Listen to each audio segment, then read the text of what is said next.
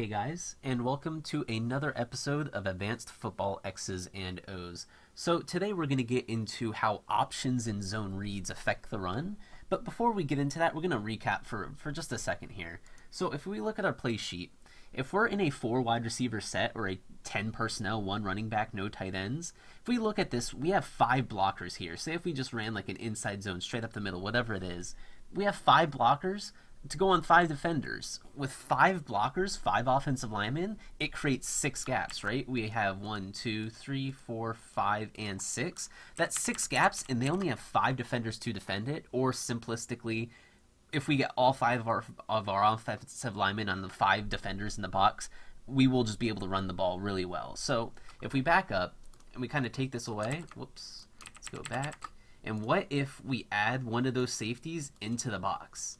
So now they have a 6-man box. Well, now they have 6 defenders to fill 6 gaps, and we only have 5 offensive linemen. So from here, the offense would, in this position, normally you would say we're not running the ball. If they're stacking the box here, we have a bunch of opportunities for one-on-ones or to do whatever we want to do in the passing game. So we would normally say we're not running the ball here. However, what the offense can do instead is that they can use zone reads or options to help turn the numbers game in the box back in their favor. So if we just ran, say, a speed option, it's an old school, just your running back and your quarterback instantly run out.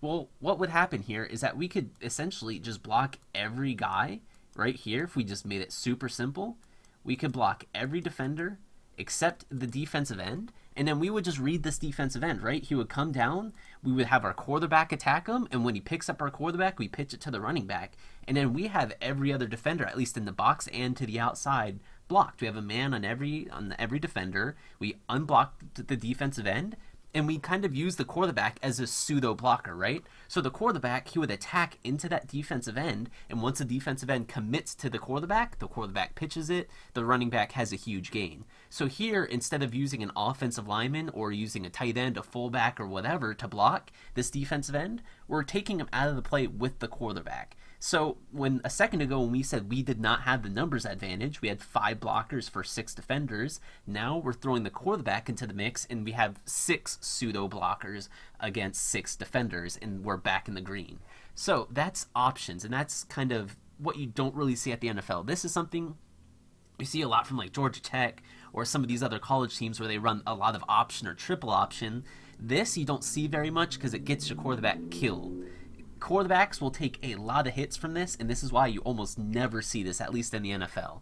So if we kind of delete all this, let's look at how kind of the more prominent thing that we see, which is zone reads. So zone reads is not a play in itself. When you say they're running zone read, that doesn't really tell you what the play is. A zone read is a part of a play, like an inside zone can have a zone read attached to it, or a power play can have a zone read attached to it. It means you're reading one of the defenders and the quarterback is coming into play here.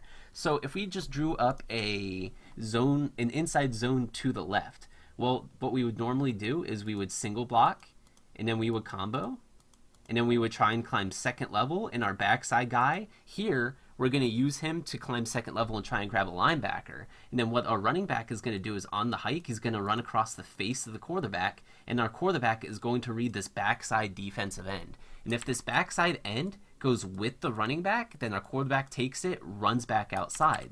If the defensive end does not chase the running back and just chases the quarterback, then we're handing the ball and we're trying to get a big gain here. So that's how we kind of use numbers use the quarterback to get numbers back in our favor. Because once again, in this situation, we only have 5 offensive linemen for 6 defenders. But if we read one of these players, here it would be this backside defensive end on an inside zone to our left, our quarterback has that two-way go of handing it or running with it. So that is the essence of zone read. So if we draw that back up one more time, we're just blocking, but we're blocking in a way that we're taking out one of the defenders, and here it'll be the backside end, and we're just going to read him. So that's doing it off an inside zone.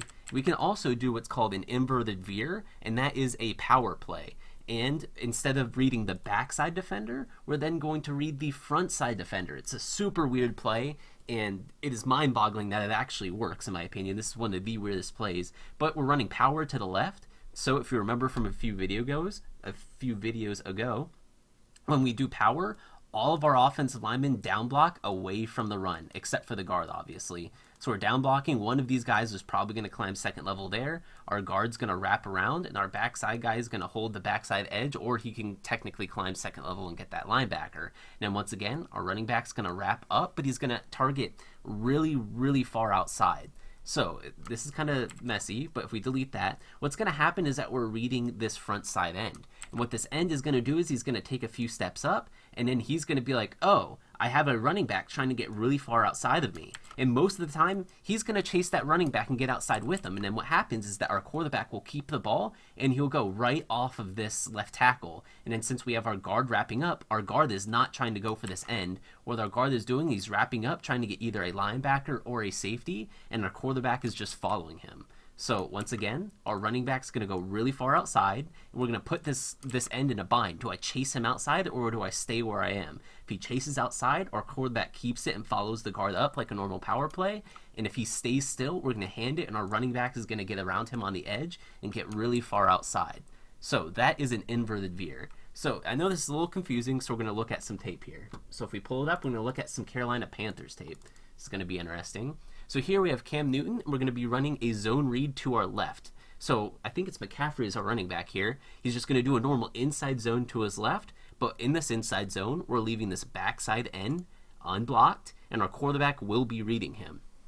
So this first time through, let's just stare at this end. Let's see what this end does. So on the snap, we can see he crashes down, and we can see right at the mesh point where the quarterback decides whether or not to hand it, our end is full on crashing down the line of scrimmage, going for McCaffrey, and if we fast forward just a few more seconds, we can see he just keeps chasing it and is nowhere near Cam Newton. Now, the next thing is we're going to look at this linebacker. A common technique the defense uses to stop the zone read is that it's called a scrape exchange. What that means is that our end will purposefully crash down on the running back, and then it forces the quarterback to keep it. If we know the quarterback is going to keep it, we can have this linebacker purposefully go off the other side of the offensive line away from the run and just shoot right at the quarterback because he knows he's going to keep it. So on a scrape exchange, our defensive end forces the quarterback to keep it, and another linebacker is instantly going to attack our quarterback.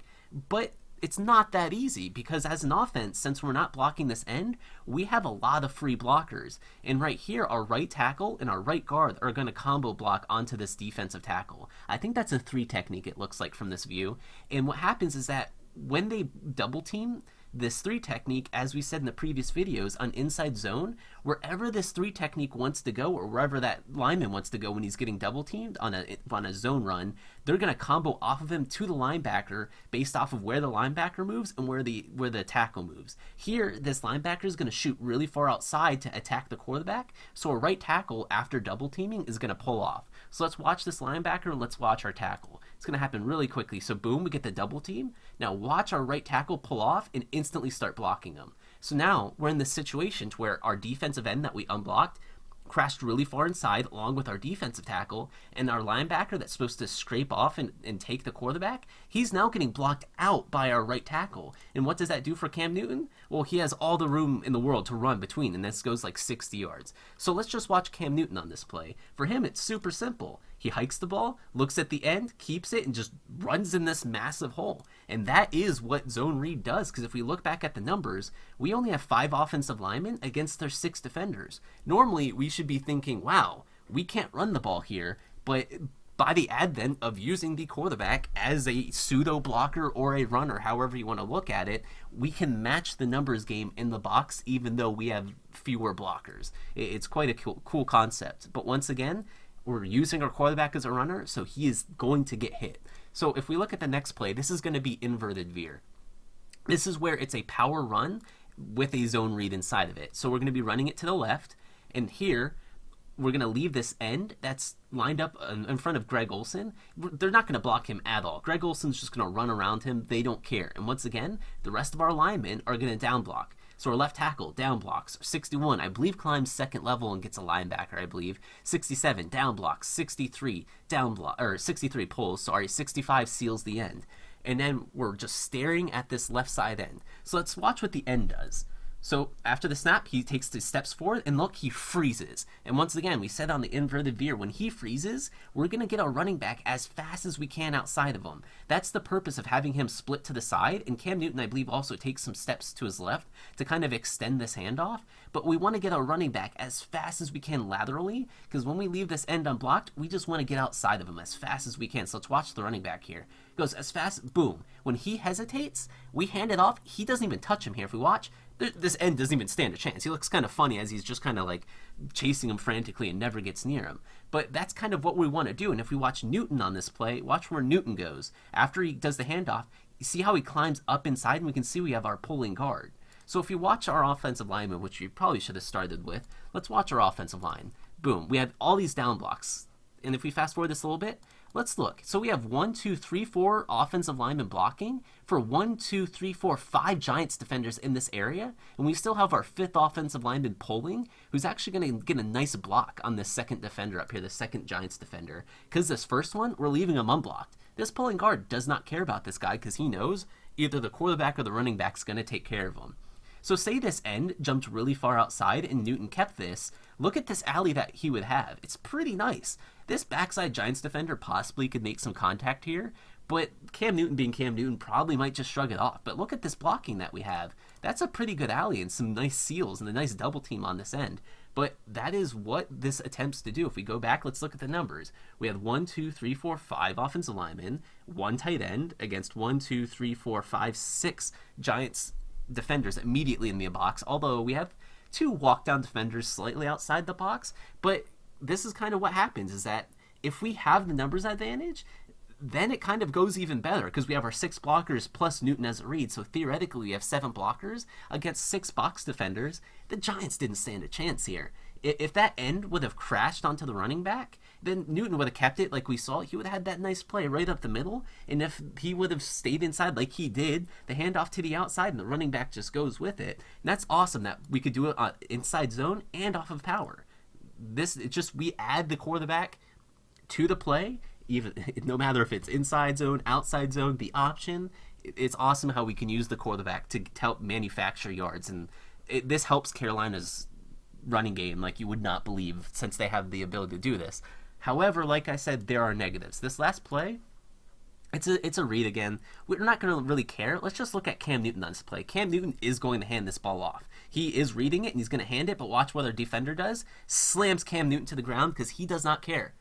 Oftentimes, what teams might tell their defensive end, if you get red, attack the quarterback, slam him to the ground as hard as you possibly can, because they are allowed to do do so. Because if the quarterback fakes a read, the end doesn't know if he kept it or not. He's allowed to slam him, tackle him, do whatever he wants to him.